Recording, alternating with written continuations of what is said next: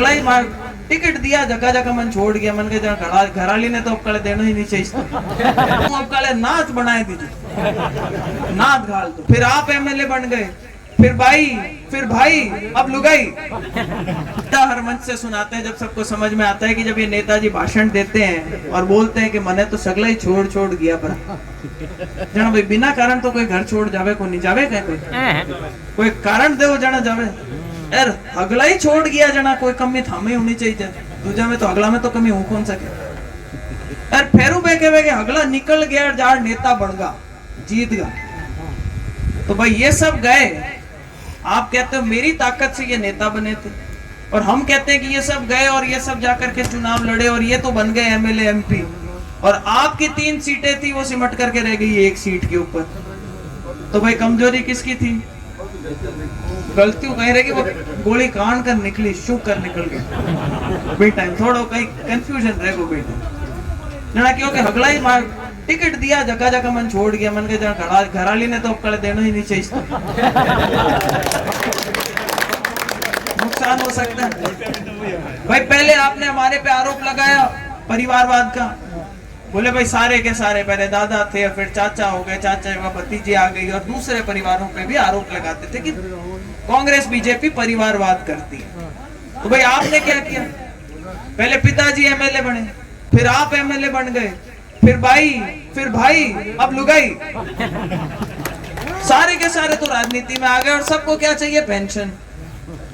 लेकिन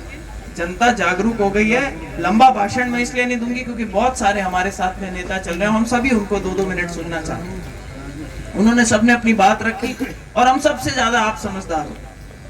आप सबको मालूम है आपने यहाँ से 1000 वोटों से ज्यादा की लीड देकर के रेवा जी को भेजा था मैं सही हूँ जगदीश जी कितनी लीड थी रेवा जी की 2023 में 950 वोटों की लीड थी और अब दुर्ग सिंह जी साथ में आ गए जो कहते हैं मैं भाई यहाँ से कभी नहीं हारता तो आज मैं समझती हूँ कि भोजाज में जो माहौल है वो भारतीय जनता पार्टी के पक्ष में है हमारा तो सिर्फ एक ही कहना है कि भाई यहाँ सोनी होंगे आप लोग सब कह रहे थे कि भाई अब की बार नहीं हारे तो भाई कुड़की बनाए दीजिए है चाचा अब मैं कहूँ अब काले नाच बनाए दीजिए नाच घाल दो कहीं ना कहीं ब्रेक लगाओ वो सांसद बने हुए आपकी सेवा करते रहेंगे यहाँ पर रेवत जी को एमएलए बना करके भेजो राजस्थान में सरकार है दिल्ली में सरकार बनी हुई है और ये गलत सलत जो भाषण देते हैं और बोलते हैं कि भाई काम मैं कराता हूँ कल भी कहीं पे उलझ गए थे कि सरकार ये सड़क तो मैंने बनवाई और मुझे मालूम है कि वो सड़क रेवत डांगा जी ने अपने लेटर हेड पे लिख के दी थी मुझे भी बोला था कि आप ये लेटर हेड पर लिख करके दो अपन चाहते हैं सड़क बने इसलिए मुझे मालूम है कि हमारी सरकार ने बनाई और रेवत जी की डिजायर के ऊपर बनी पीछे कुछ ट्यूबवेलों की सैंक्शन निकली थी उनके लिए कह दिया ये मैंने निकलवाई जबकि कन्हैया लाल जी के पास में डिजायर दी थी तो रेवत डांगा जी ने दी थी और इस वजह से वो ट्यूबवेल सैंक्शन हुई तो ये सब जानते हैं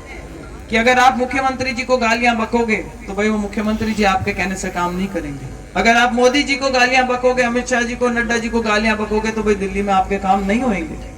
दूसरा चुनाव लड़ रहे हैं खर्चा भी खूब लगता है चुनाव में दूसरा चुनाव लड़ रहे हैं और केसर का चुनाव कोई सस्ता